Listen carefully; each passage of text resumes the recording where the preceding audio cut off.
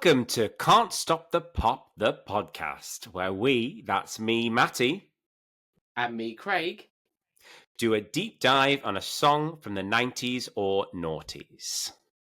So, Matty, what song are we doing this week?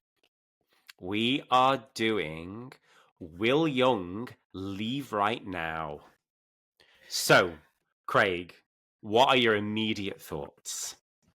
Oh, so many thoughts. Musically, I'm going to say cozy.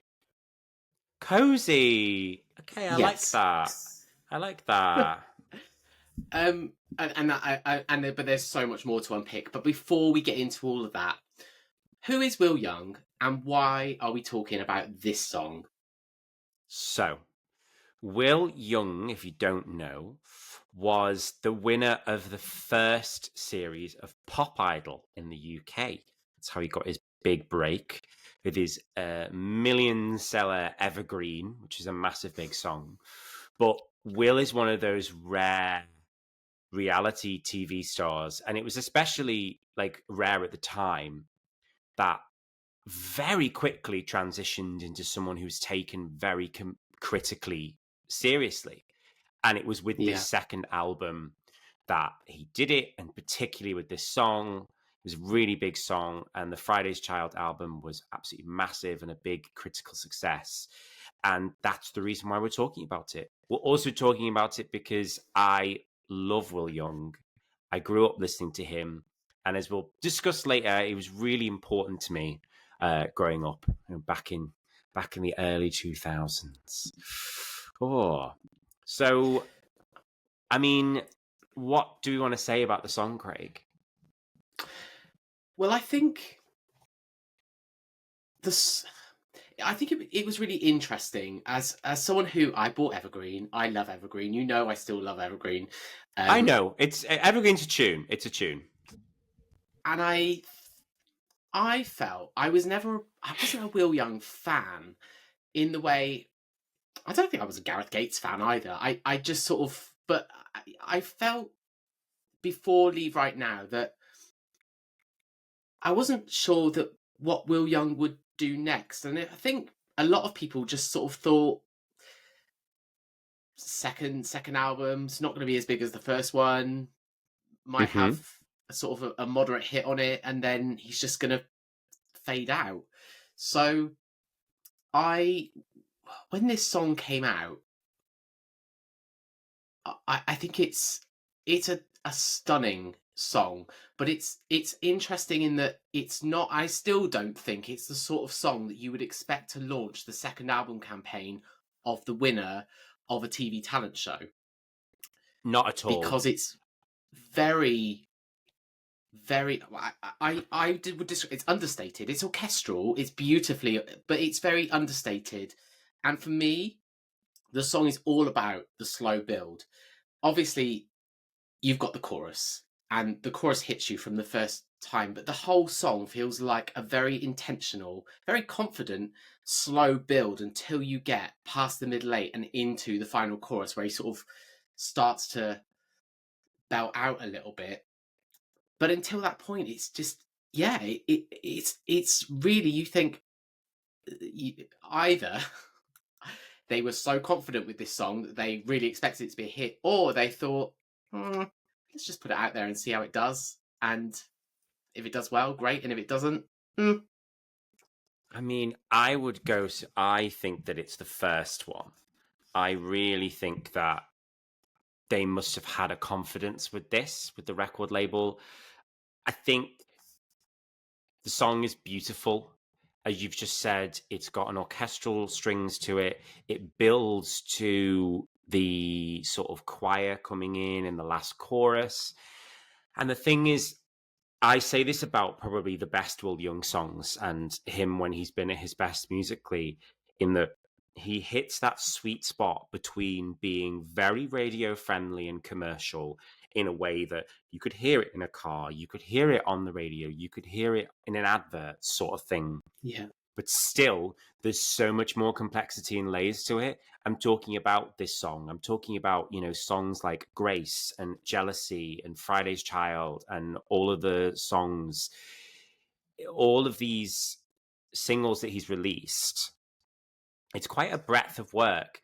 And on the one side, it's the sort of music that you could very, very pleasantly listen to and think, oh, that's just a nice song almost in the background. Yeah. But if you actually take away the layer of it, it's way more complex than just wallpaper music. The way that this builds from the guitar, as you say, into the strings, into the choir, it's also his vocals. They're very, very understated, as you said. And he's a brilliant vocalist. He really is. There's a reason why he won, Pop Idol. But what I particularly love about this song is the fact that it just gets me. It really gets me emotionally. I think that it's such a beautifully produced song. And whatever you take away from it emotionally, it gives you something. And I think it's a real testament to the songwriting. It was written by someone, and I did have to check that this wasn't a typo, but someone called Egg White. Now I'm sure that Mr. Egg, that's been made fun of before, but we won't do that. You said that you discovered some interesting things that Egg White said about writing the song, right? Yeah, so he was initially asked to write a Christmas song for Gareth Gates. Oh wow! And yeah, so he says he was working on this, he couldn't come up with anything. So it's not that he intended to Leave Right Now for Gareth Gates, but he just was like, I'm really struggling. So then he wrote this song, and it was almost recorded by Ronan Keating. And then it just, I can hear that. Which, yeah, you totally can hear it. And then it ended up with Simon Fuller, and he was like, this sounds incredible, give it to Will. He needs, this is the song for him. And then they sort of worked a bit more. I think Will Young and Egg White both, they sort of worked a bit more on the song just to make it right for Will. And yeah, I think Will was basically told, you've got to get this song right, because if it's not a hit, your career's over. And, wow. I really think that they thought, I suppose context-wise, Gareth Gates had already released his second album. He was already into his second album campaign, and there were already issues with that in terms of it was a very big commercial sort of downturn from his debut. And I suspect they maybe thought that Will was going to go the same way. Plus, of course, you've got Hearsay. I was going to talk about Hearsay. And even Liberty X, second album. At this point, no TV talent show winner. And don't forget, we're not in the era of Kelly Clarkson with Breakaway yet. No TV talent show. All Girls Allowed. No. No. We're not in that space where anything has lasted beyond one album to any great degree. And also, because of the timing, Pop Idol 2, this was released while Pop Idol 2 was coming to the end. Yeah. And I think there was already a sense of Pop Idol 2 was a bit underwhelming, and maybe the whole brand was sort of peaked already. But there was lots happening behind the scenes in terms of the push and pull between Simon Fuller and Simon Cowell, which we won't get into because we're not going to go into a reality TV X Factor Simon Cowell dive. Although we will touch on a few things in a bit. I think that's really interesting, and that there was just an expectation that it wouldn't do. Maybe, I don't know, maybe you are right. Maybe there is an expectation that it wouldn't do well. But from what you just said about Simon Fuller latching on and saying, no, this is great, we have to get Will to do it, I think it kind of is a bit of a lightning in the bottle moment of like a song mashing up with an artist so perfectly well. And I find it really interesting that Will didn't write this song, whereas after Friday's Child, correct me if I'm wrong, but almost all of his albums he has a co-write on, I think almost every track.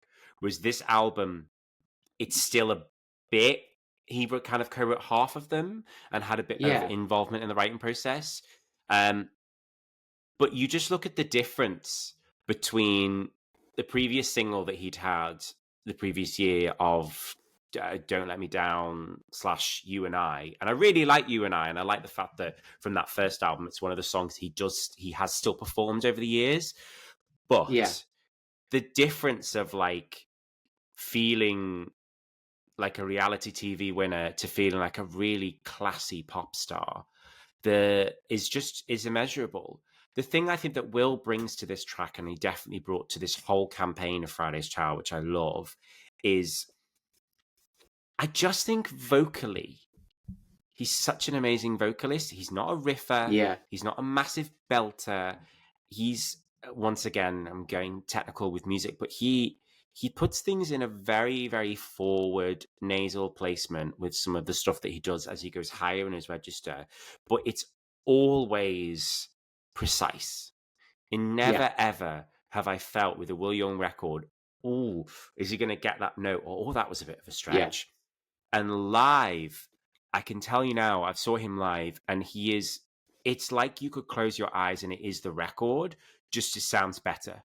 Like, he's one of the few people in which that I genuinely think he sounds better live than he does on the record. It's just the tone of his voice is beautiful. And I think, and to sort of touch on the album that this song encapsulated so well, you say like Friday's Child was such a huge shift, and maybe it was a bit of a gamble. Like, even if this had done well, there was no guarantee then that the album would go on to be as massive as it was. Like, it was a massive seller, and it was critically acclaimed, and it was, award winning. And I think that it's a really compact, tight album that flows really, really well from start to finish. And you can't underestimate, I think from this point onwards, he never ever had to apologize for being part of Pop Idol, if that makes sense. Because I feel like he just proved himself in such a way. Like, there's certain other acts that have continued through their career. I know it's slightly different, weird comparison, but this sounds good. Even though he's massive, I don't think someone like Ollie Murs has ever been able to get away from the association that he had with X Factor, especially as he then went on to be a presenter for them. Like, it was constantly about that brand. And I feel as we go later down the line of some of the X Factor people, that was definitely the case. Whereas Will, with this one song and this album, he managed to just completely shift away. Which, well, that's really interesting, actually, because I completely agree. And I think one of the things that this album did really well was that, now I may be wrong, but I don't think he performed this on Pop Idol 2. Now, if this was a few years later on the X Factor, this song would have been performed on the X Factor. And I think the TV talent shows became almost a sort of, they were driven by their own success. And you're right, any act from the X Factor, JLS, Leona, Alexandra Burke, Ollie Murs, they were always intangibly linked to the X Factor to pop back and do performances. Whereas with this, it did feel with Pop Idol that they completely cut Will Young loose. So he promoted this on Parkinson, and he turned up and he was able to talk really openly about, I've got away for a bit, I've learned my craft, I've been involved in the songwriting, this is my sound, this is what I want to do. And I think he was able to give an account of this album that you just aren't able to give when you're in the way that the X Factor did. And, I'm not saying the X Factor had tremendous success and it did what it did exceptionally well. But with this album, Will Young sort of was cut away from all that. And I think it wasn't a product to sell the album. Exactly. It was not a product. It was a real beautiful songwriting. And I think it's a testament to the people who weren't necessarily into Pop Idol and didn't really like the first album as much. Suddenly, it was really common and very likable to like. Yeah. It was equatable to like him, and a lot of people did. While we're talking about the whole reality TV thing, before we get onto the video and we get further into this, we have to talk about we can't talk about this song and we can't talk about this album campaign without talking about what I believe to be one of the strangest reality TV experiences ever that we've had on television. And if anyone can hazard a guess already, it is the iconic and infamous World Idol. Craig, do you want to just give us a brief summary of what World Oh, Idol goodness was? me. So obviously by this point, the Idol franchise is popping up. There are global versions of it. So I'm going to guess Simon Fuller decided, well, wouldn't it be a great idea to bring all the winners and put them all in a competition together, and then they're all competing against each other. So you had Will Young and you had Kelly Clarkson competing against each other. It was broadcast on Christmas Day. Christmas Day. I'm gonna say I don't remember watching it. I don't think I don't think it didn't have. I didn't really interest me. And I suppose the thing is, again, I at this point, TV talent show Pop Idol was, you have your own winners. You know, pop stars, we had Hearsay. Pop Idol, we had Will Young. Why? We hadn't yet established it as a global brand where acts could move between countries. Yeah. And so it just seemed a very odd thing. And I also think it shows how important the journey is for TV talent shows, because, okay, Kelly Clarkson, phenomenal. Will Young, phenomenal. But you're watching 12 acts perform who you have no connection to. That they are, it sounds awful, they are just good singers. And it was just a very bizarre thing to do. My favourite thing is that you could, obviously, like Eurovision, you can't vote for your own country. It's just bizarre. But they then just awarded each act by default the maximum points, so 12 points from their own country. So you come to UK and Will Young automatically gets 12 points, because I guess there was just, A, you don't want anyone to have no points, but B, there was just an assumption that, it was just bizarre, so bizarre. And I suppose the most bizarre thing for anyone is that neither Will Young or Kelly Clarkson won World Idol. Kelly came second, and I think Will came Second. fourth, I believe. It might have been fifth, correct me if I'm wrong. But Yeah. I think that the whole thing is was a desperate ploy by Simon Fuller, knowing that it had been the downturn of Pop Idol season 2 in the UK, and probably hearing the rumblings of, so we'd had, I also realised we had Girls Aloud by this point, but we weren't into sort of their run of success, because we'd had Pop Stars The Rivals at this point already, hadn't we? Because that was between the Pop Idol seasons. But I think that there was definitely an idea that you were probably getting rumblings that Simon was going to do his own spin-off show. And there was a lot of contractual things happening behind the scenes, and that Simon was like, you can do X Factor in the UK, but you are tied to American Idol. You are tied for like a decade or however long it was. So I find it so bizarre that Simon isn't the judge from the UK. He's the judge from America. And Pete Waterman is the judge from the UK. So you've then got two judges from the UK who are so biased, not biased, but so, I think they're just very honest about Kelly and Will Young being like, you two are superstars and you are massive. And like everyone else was pretty average. And they just, all the other judges try and copy Simon Cowell's very sort of snidey remarks.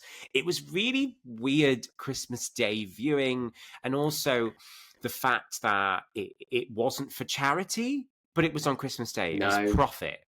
So that was controversial.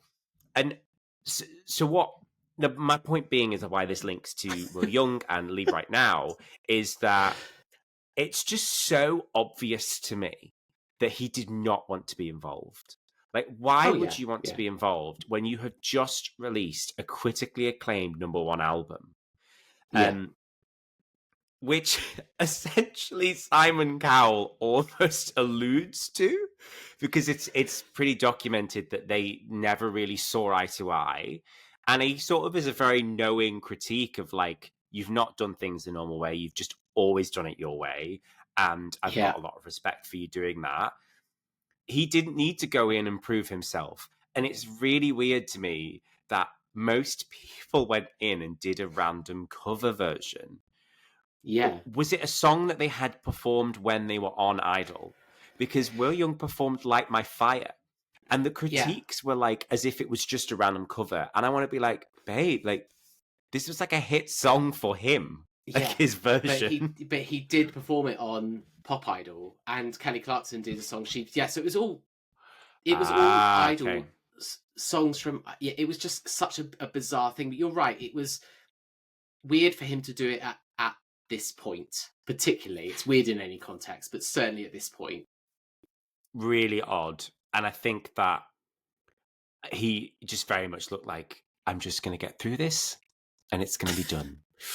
Because after it, he just had a big #1 single, whatever. He went on to the album campaign for this. And, you know, my God, like Your Game and Friday's Child and the visuals and the videos are so confident, these 3 singles for this era. And just everything about it is wonderful. And then he went on to, you know, win loads of awards and get to tour this album brilliantly.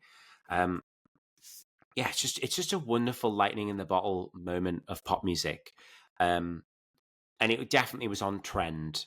You said to me earlier, you were like, it feels like it was on trend for like, you know, it's that sort of like era of like Dido and stuff like that.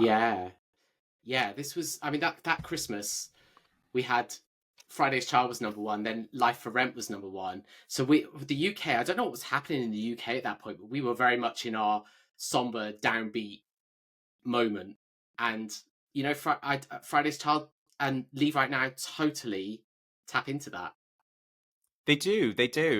I think what I find interesting though, and one of the reasons why I do like Will Young as well, is that people suspect that his albums are always going to be very downbeat, and then he will just randomly throw in disco songs, or he'll just randomly throw in up-tempo numbers. And I like that as he's gone over the years, he's sort of accessed his inner George Michael and done, you know, albums like Echoes and Lexicon and things like that, which I just adore. We got to talk about the video, because I think the video is weird, but very well executed. What do you think? Yeah, it's everything about this song, because it was so synonymous with that era. I've never really gone back and watched or listened to out of choice. So I went back and watched the video, and so it's shot from it's a single shot, and it's shot in like an art gallery. It's like a square building, and the audience is like first person, and so Will Young is singing to the camera, but he's actually supposed to be singing to a person, and that gives it a real intensity, which is different from just he's just standing in a room performing to the camera. But what I love is that so what happens is that there's people in the room and they start coming up to him during and like, leave that person alone. What, like, there's at one point someone gets between and looks at the cameras, goes, sorry about that, and can I just celebrate the icon that is the waitress who is walking around. I wrote that in my notes. Who is so walking good. around her drinks tray, and she walks up to Will Young to offer him a drink, and he's singing directly into the camera, and he just ignores her, and she gives him this look, and I'm like, what a queen. It's so well made. And I hadn't watched the video in years either. But I remember that this was on rotation back in the day of like the Hits channel and stuff. I love a one-shot video. I think a one-shot video is really clever because it always sells the artist in the way that they perform, and that Will is very understated. But I really like that he gives this really nuanced, understated version of the song, that he's trying to say the words really meaningfully, but everyone just keeps battling him to like get him to leave this person alone. And it really, really actually breaks out. An actual fight breaks out. It descends into chaos. And I like that it's left quite ambiguously, because we see a group of people at the beginning, but I don't think we see the person who he is speaking to. But because obviously it's their viewpoint perspective. So you don't know if it's meant to be, if it's obviously it would be male or female, because it's also I think you can interpret the song in a way of like, it's like a reluctant breakup song, or maybe it's also the end of a friendship. Like, there's a real ambiguity to some of the lyric moments. So what I like in the video is that he's singing directly to you, so you feel everything. It just descends into chaos. And I love the Can I last just also shot. just say the white t-shirt is a strong look on him. I mean, yeah, it's 20 years ago, but he looks damn good in that white t-shirt. Sorry. It's so funny. It's so funny to me because, like, I loved Will Young, but even then, like, I mean, I've got a bit of a type, but like, he was never who I found attractive, really. But I loved him. That neatly leads me on to, like, probably the last thing I want to say about this, and say about Will, was that I mentioned to you earlier that I felt like this record was like my coming out record. This song and the album. Not that I'm like crying in my pillow to it, but it holds a real special place to me because we blasted this album out in my house like all the time. My parents loved it. They still love it to this day. And then we all went to see Will Young, and I think I came out quite young. And my family have all been really supportive, and it's not about that. This isn't a sad story, but I just always associate this album and the singles and the visuals with that era of my life, and just like coming to terms with who I was. And it's an obvious thing to say, but you look up to people in the media and pop stars and actors, and Will Young is a pop star. He's an actor on stage and on screen. I've seen him in shows before, and he's been excellent. And he's also like a queer man that has really embraced his platform with politics and with podcasting, and I think there's just a lot to be said for like how he strikes me as someone back then and now who is just very transparent and genuine. Yeah. And I like that it comes through in his music. And yeah, like, it just nothing but wholesome and wonderful memories of listening to this back in the day. I love that. I mean, I did say this was my in the zone era. So you're discovering yourself to Friday's Child, and I'm learning about the touch of my hand. Breathe on me. Different spectrums of the same experience. Exactly. Well, we are a couple of years apart, but yeah, I think I was in year 9 at this point. I couldn't get the time frame wrong, but I'm pretty sure we're talking about that in about 13, 14-year-old sort of era. Yeah. And this album campaign it felt like there was a bit of a break before he came back. Yeah. With the third album, and I love it. I think it is a beautiful, perfect little pop song. Craig, that's what we think. But what happened when this song was released? Well, it went to number 1, but it almost didn't, because, and this goes back to what we were talking about right at the start, is perhaps because Gareth Gates' second album hadn't been so successful, the record label didn't think they were expecting top 5 at most, so they only sent about 80,000 copies of the song out to shops, and it sold half of that on its first day. So, and this was up against "I'm Your Man" by Shane Ritchie, charity single, and apparently by the middle of the week, the song was selling just hundreds because the shops had no stock. So the label had to push loads of extra stock out, and in the end, it debuted at number 1 with 117,000 copies. So big hit. But Shane Ritchie wasn't actually that far behind, and I think it did catch the label by surprise. So, I mean, and it was released 24th of November, so close to the end of 2003, but it was the 5th bestseller of 2003, albeit 390,000 copies by that point was enough to be the 5th biggest seller of the 5th biggest seller of the year. But it was huge. It was a big hit, and I think what Friday's Child did really well. Friday's Child also went to number 1. it became that album that people, that Christmas present album. I'll go and buy that for my mum, my dad, my gran, my nan. They know the name. But I have got an additional chart stat for you, which might surprise you. So, in season 9 of American Idol, when contestants got sent home, they got shown a montage of their best bits. And Leave Right Now was the song that they played over the top of it. And they actually had Will Young on to perform the song that season. This was in 2010. So the song charted in America in 2010. It reached number 81. So I just thought you might find it really interesting because this song is tied really like to your teenage years. But in America, when it charted, it was in the chart at the same time as stuff like California Girls and that's Kesha, mental. Love Is like, yeah. Was there any and they tried wish? Yeah, was there a push then for him in the States, like at all? So they released an album, one of those compilation albums where it was.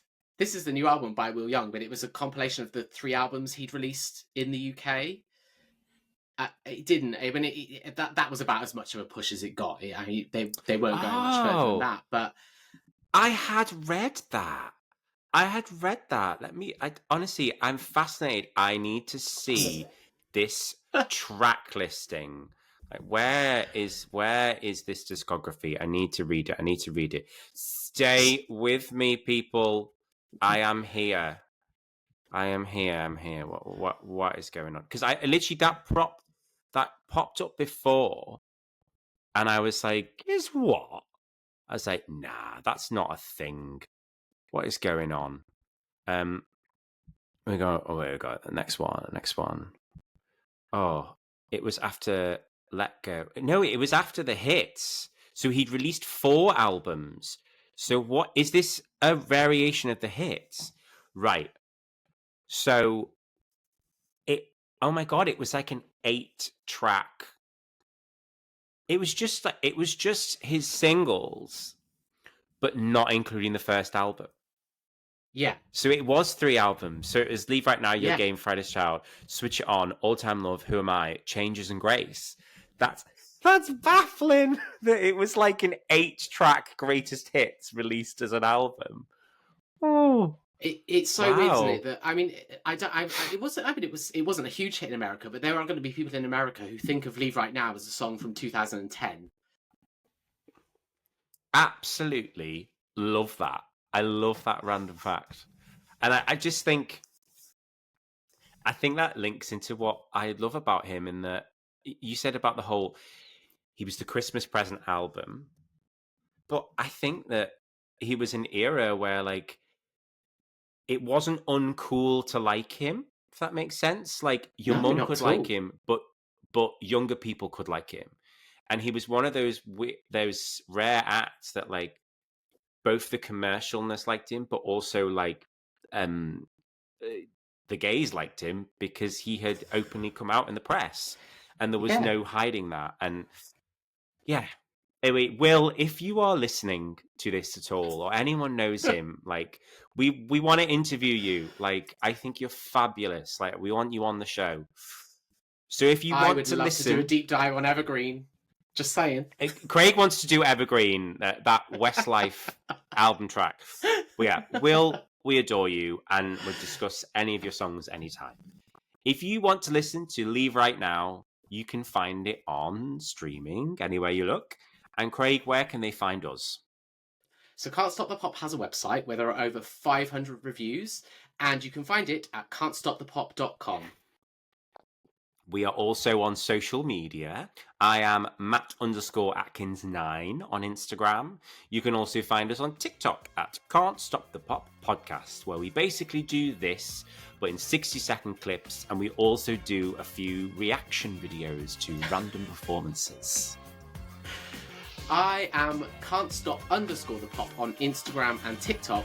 We're also Can't Stop the Pop on YouTube because there is some video content. Do subscribe to our channels, get in touch, let us know what you think of the song, what do you think of the show, what do you think of us. Please leave us a review, but only a good one, wherever you get your podcast from. Thank you so much for listening, and join us next time for more Can't stop the pop.